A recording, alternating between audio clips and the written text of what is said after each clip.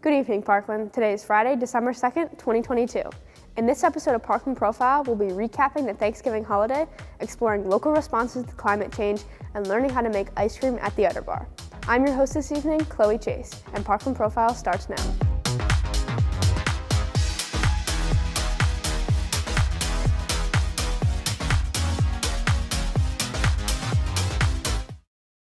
When it starts getting cold outside, all anyone can think of is the winter holidays. But whether it's sharing a meal with family or being thankful, let's not forget about Thanksgiving. Here's a history of Thanksgiving with news correspondent Rehan Ali. Hello, Parkland. I'm Rehan Ali, and let's talk about the timeless history of Thanksgiving. As you probably know, Thanksgiving is a national holiday celebrated on the fourth Thursday of November. We celebrate it to be thankful for the blessings of the current year and past years. The holiday is often spent with family and a large Thanksgiving dinner consisting of the main meal, a turkey, and usually mashed potatoes and or green beans as sides. The dessert is usually a cobbler or pie such as pumpkin pie. Thanksgiving also inspires many parades around the country, such as the ABC Dunkin' Donuts Thanksgiving Day Parade, which is the oldest Thanksgiving parade in the US, held annually in Philadelphia since 1920. That's right, this parade kept going annually despite the Great Depression and World War II. Besides parades, Thanksgiving is also known for its place as the start of the holiday shopping season. Just after Thanksgiving comes the familiar Black Friday, where prices are highly discounted, shoppers are highly excited, and workers are highly afflicted. Also on the holiday weekend is Cyber Monday, which is basically an online equivalent to Black Friday for all your digital needs. Thanksgiving weekend shopping commences the holiday mood, which is carried through December to Christmas and finally New Year's Day. So, we know that Thanksgiving is great, but how did it start in the first place? Well, let's dive into it. In September 1620, a small ship called the Mayflower left England carrying 102 separatists, known today as the Pilgrims. They traveled to the then called New World so they could practice their religion freely without persecution by the British government. They eventually crossed Massachusetts Bay and began building the town of Plymouth. After a deadly winter full of disease and famine, only half of the original settlers survived to see the spring. In March, the settlers were surprised to see a Native American approach them and speak to them in English. He brought along with him another Native American, Squanto. It's Squanto who taught the settlers how to find and farm food and how to survive in that land. He also helped them form an alliance with the Wampanoag tribe. In November 1621, the elected governor of Plymouth, William Bradford, held a celebratory feast after their first corn harvest proved successful. He invited their Native American allies and the Wampanoag tribe chief, Massasoit, to their feast, which lasted 3 days. This feast is also known as America's first Thanksgiving. Despite this, some historians say that the first Thanksgiving happened in December of 1690, 2 years before the Pilgrims' Feast, when 38 British settlers arrived at the James River in Virginia and read a proclamation designating the day as a day of thanksgiving to Almighty God. Not only that, but Thanksgiving can actually be traced back to the early Egyptians, Greeks, and Romans who paid tribute to their gods after the fall harvest. There are many theories of when the first Thanksgiving in America was, but the Pilgrims' Feast is certainly the most popular. That's how Thanksgiving started, but it didn't become a national holiday until 1863. Before that, in 1789, after the Revolutionary War, President George Washington issued the first Thanksgiving proclamation in the US to celebrate the victory of the country's valiant war for independence. Washington's successors also issued Thanksgiving days. In 1870, New York was one of the first of many states to officially declare an annual Thanksgiving holiday. For many years, Thanksgiving was celebrated individually in states on different days. In 1827, the well-known writer Sarah Josepha Hale, often known as the Mother of Thanksgiving, launched a campaign that lasted 36 years to make Thanksgiving a national holiday. She sent many letters to governors, senators, and presidents and published multiple editorials about the subject. It wasn't until 1863 that President Abraham Lincoln designated Thanksgiving to be on the final Thursday of November, allowing the nation to start celebrating the holiday in unison. That is, until 1939, when President Franklin Roosevelt moved Thanksgiving 1 week earlier in an effort to increase retail sales. His decision was met with widespread opposition, and after 2 years, he returned Thanksgiving back to its original date, where it has stayed to this day. Today, Thanksgiving is celebrated not only in the United States, but also in other countries for their own reasons.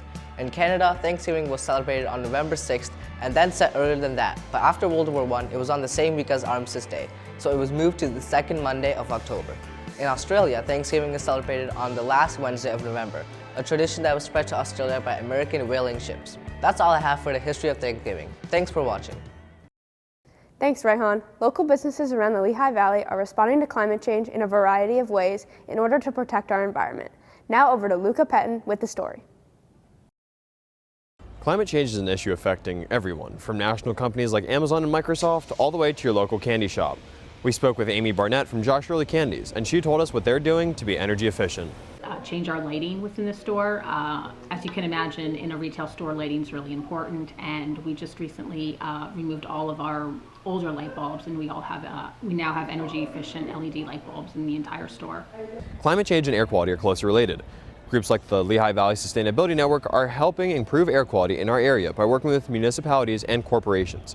We spoke with Andrea Witchen about what the LVSN is doing with the City of Philadelphia as well as other corporations in our area to improve air quality. Is that their customers are starting to demand that they do something. So there's a lot more emphasis on what is your company doing to help our community? Well, I think a major problem is like coal emissions in generally, just like not too many people carpooling or anything like that. We spoke with Professor Feltzer of Lehigh University, and he told us you may not only notice differences in air quality, but also changes in severe weather as well. We see is that the warming results in more extreme weather events. That will surely affect where things are grown. I mean, there might be some places where certain types of crops will grow better than they grow today, and there will be other places where crops will grow worse. Corporations are a major producer of greenhouse gases, making up about 24% of all emissions. And he told us what he believes companies should be doing to improve air quality and decrease carbon emissions in our area. Companies ought to be using increasing energy efficiency within their own operations in any way possible. And you can help out too, doing things like recycling, turning off the lights when you leave the room, taking shorter showers, and buying energy-efficient appliances marked by the EPA's Energy Star all help reduce your carbon footprint. For Parkland TV, I'm Luca Pettin reporting. Parkland TV recently competed in a short film competition for the Student Television Network. From Xander Blickley, Nolan Montez, and Ethan Silver, here's Project Leaf.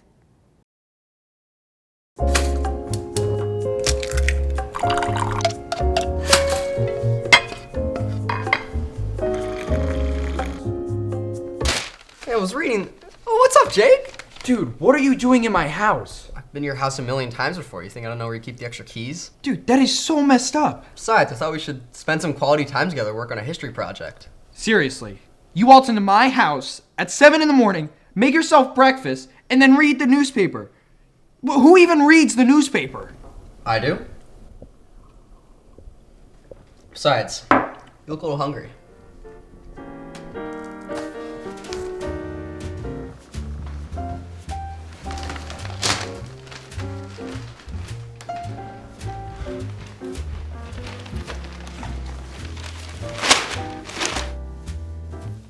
Jake, look.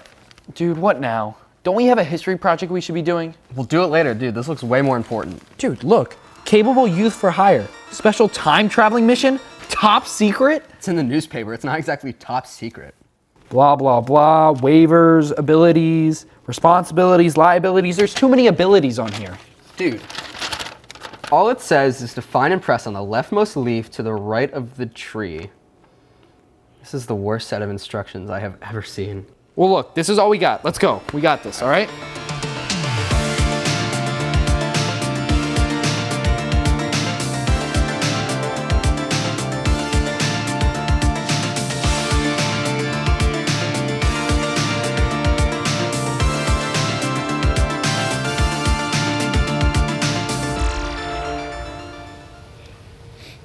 I think this is it. Dude, I think you're right. Here, you do the honor. You sure? All right. Nothing happened. This is the leaf. Something is supposed to happen. What are you screaming at me for? Clearly I've never worked with time travel before. I know nothing has happened. Just cut me some slack, bro. Oh my gosh. Alex? Alex! Alex! What? Alex! Alex, where did you... Alex! What the? It was me the whole time. What are you wearing? I'm the time traveler. What? Do you remember that history project we were supposed to do before all of this? Well, it gets an F.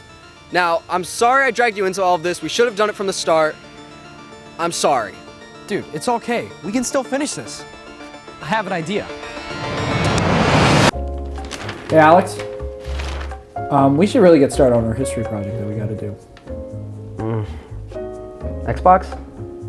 Yeah.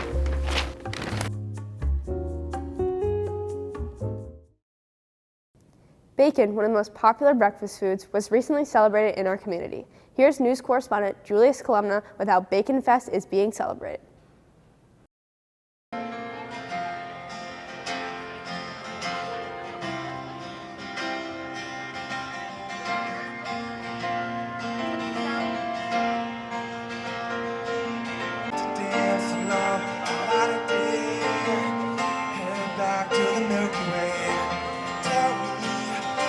Music is everything in a festival. It kind of brings that's what kind of brings a diverse set of people together into one place. I think it just adds to the atmosphere. It makes people happy. You know, I get happier when I'm listening to music.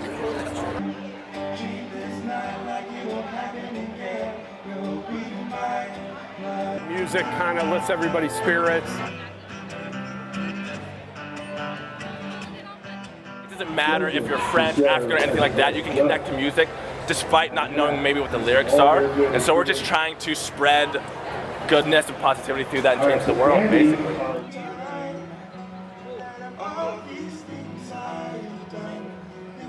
It definitely sets the tone, sets the stage, gives people just other things, just instead of just walking around eating all day, gives a little break from that.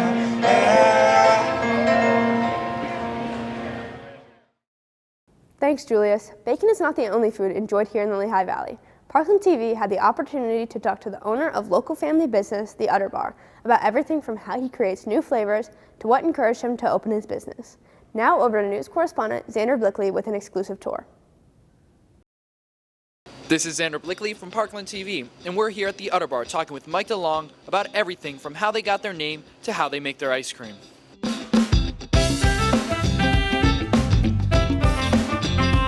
So my wife and I grew up here in the West End, and there used to be an ice cream parlor here, right across the street actually. So we thought it'd be great to bring ice cream back to the West End, Allentown. We grew up here, so we just thought it'd be the best place. It's right inside of a community. So again, walking distance. There's about 7,000 homes within the area. So families and kids can easily walk over and come into a safe environment, and really just because we grew up here, that's why we chose this spot. The favorite part is seeing families come in with their kids and just having a good time. This place is about fun, excitement, and I think everybody loves ice cream. And so when they come in and seeing little kids' face when they get simple things like gummy worms or gummy bears, sour worms. It's just having them smile is the right thing. So that brings joy to myself, and I think the employees that work here, and it's ice cream, and we have fun with it. So that's a good part of it. So I started the Udder Bar that's a loaded question. So I love ice cream. I grew up going to different parlors with my family.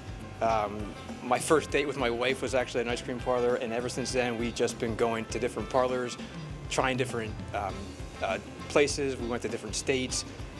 There is a small little town in Cape May that is kind of where we got the idea from. Every time we would go there, it was a family-owned business. It was always crowded, but I think one thing that stuck out was everybody was happy working there. Seeing the faces, everyone was just in line, happy. It was, it's ice cream.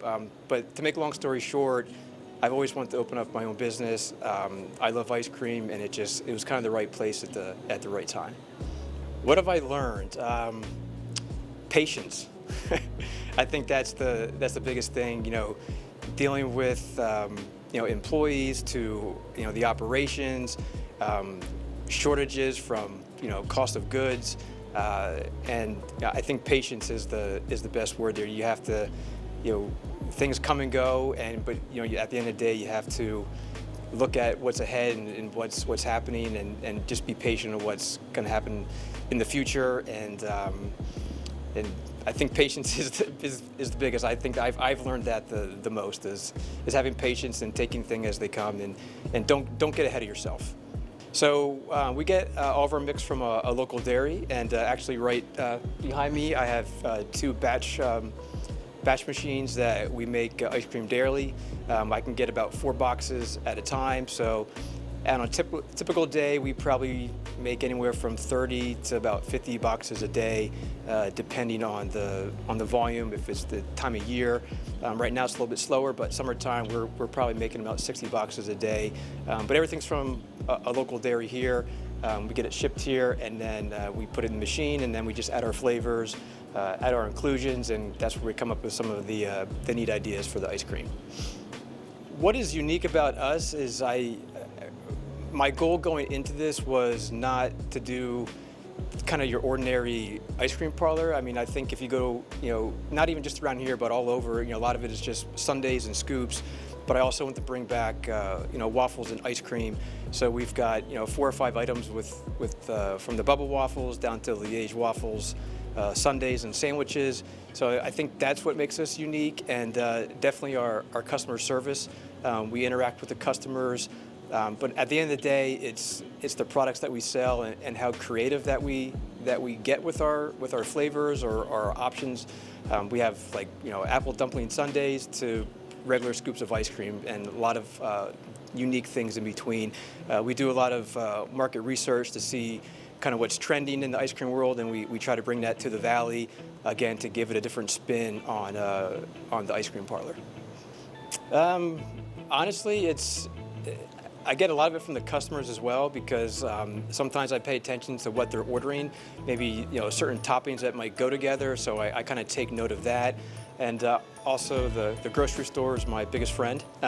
So going up and down the aisles, you can always see different baked goods. You can always, they're coming out with different cookies, so there's always things to look at from what a local bakery can make you. It's really just putting things together. And obviously you can do some research to see what's trending in the market. Like I said before, we tend to do some unique flavors like ube. It's a purple yam from the Philippines. We do that. So I kind of look at different cultures as well of what is trending in that market, and I try to duplicate that or bring something of a unique twist to that to the store. My go-to order, this is going to sound pretty silly, but I'm pretty basic. Mint chocolate chip and vanilla and chocolate ice cream is my order. You probably think, oh my God, all the stuff behind me that I can choose from, all the different flavors we make, but those are that's my go-to. It's just been something I've been doing and trying that I first started out, and I've just been sticking with it. Just my 3 combos that I enjoy. Puts a smile on my face when I eat it. So.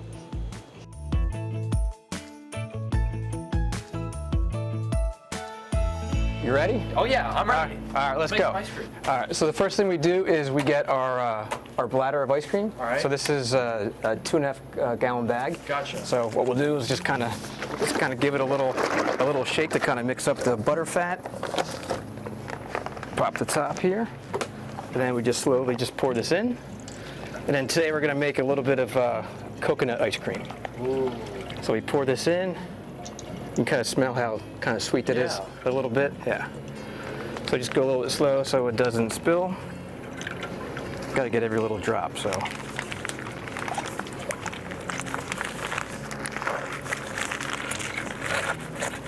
So we just squeeze that out. And then this is our coconut base that we use. Usually about a quart is what we put in for it. All right. I've been doing this for a while, so I can kind of guess on how much that is. So up for that line in there, that is about 1 quart.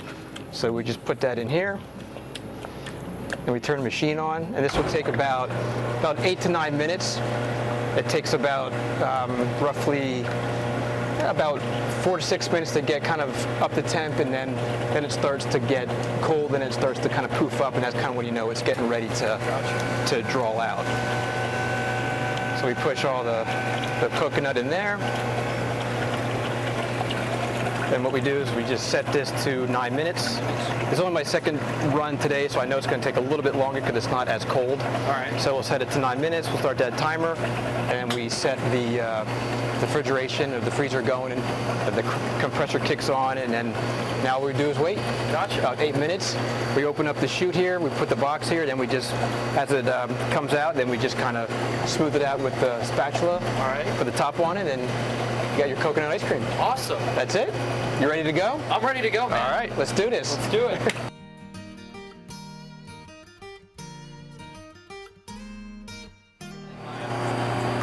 So in here you can see kind of how it's almost getting ready. It's kind of poofing up a little bit. It's kind of jiggling a little bit, and that's how you can tell that it's getting hard enough to draw out.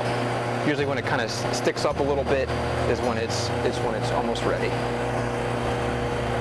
So we'll just mix it up a little bit and just probably about another minute, and then I'll stop the refrigeration, and then we'll let it spin for about 10 seconds or so, and then I'll let you do the honors. Awesome. You can do it. So all you do is I'll show you. I'll start it, and then I'll let you kind of finish it out. And then you just kind of push it down and smooth it as you're going, and that's your friend. So the timer went off, but sometimes it's, like I said, this is only my second run today, so it takes a little bit longer to get cold. Yeah.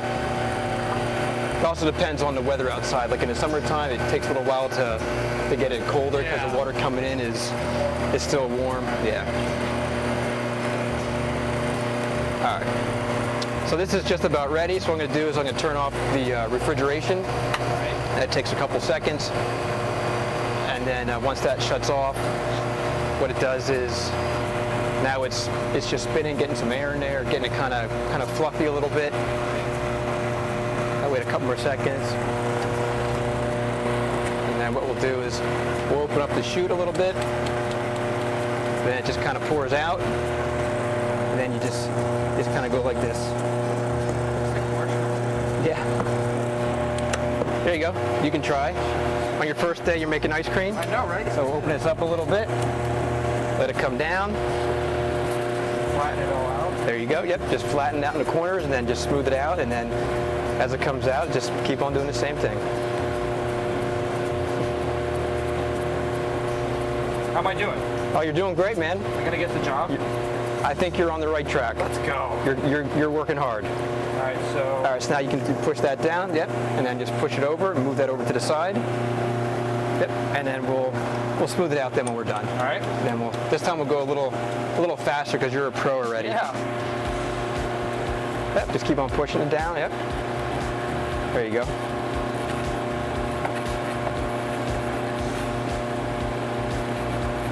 You get some good forearms doing this. I was gonna say, especially with scooping all day. Is that good, or a little? Keep on going, a little bit more. There you go. Now you can stop it. Yep. What you can do is just push it down. There's a little bit on that one we can do, so move this over. Yep. And then just move that back underneath, and then just open up the chute. There you go. And we'll just draw out a little bit more.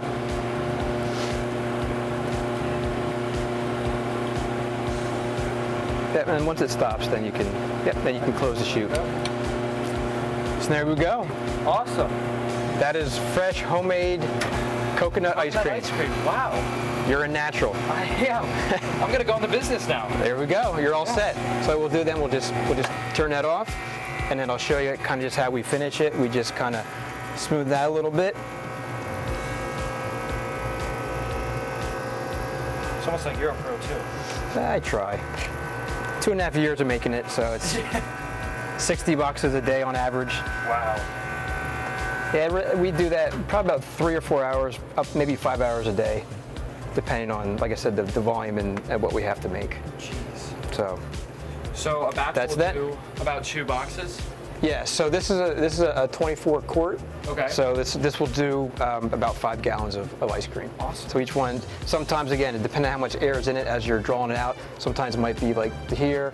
Obviously we put a quart of base into it. Yeah. So that way, obviously you're putting more stuff into it, so the box is going to be a little higher too. Gotcha.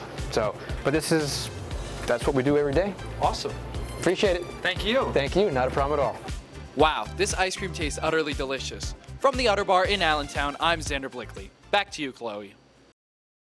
That's all for tonight's episode. Tune in Friday, January 6th for the next edition of Parkland Profile. Signing off, I'm Chloe Chase. Have a great evening, Parkland.